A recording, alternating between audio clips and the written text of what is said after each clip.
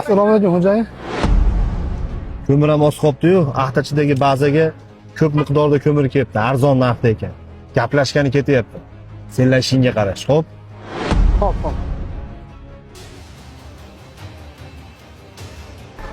Va yo'llarni keyingisini ochinglar. Hey!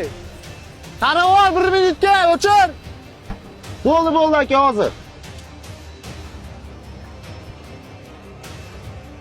Xush kelibsiz aka. Qo'lim yomon edi. Nima xizmat? Ha, xush ko'rdik. Eshitishim bo'yicha Andijondagi eng katta ko'mir sklad shu yerda ekan. Shartnoma qilgani keluvdim. Xo'jayin shu yerdami? Ha aka. Shunga Telefonda tushirib oldi bolalar. keyingisiga o'tinglar. Tushunarli. Aka, chiqqaningizda o'ng qo'lda ofis bor. Shu yerga kirib o'tirib turing. Tez xo'jayinni chaqir, vaqtim yo'q.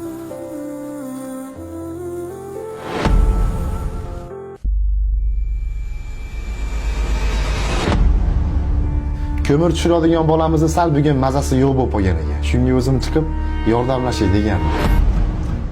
Aka, shu ko'mir ba'zan xo'jayini siz bo'lasizmi?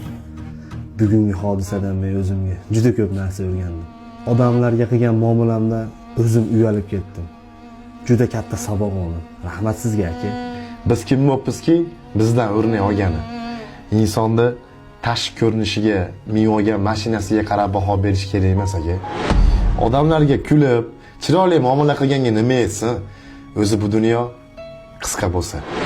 Bo'lmasam shartnomani boshladik.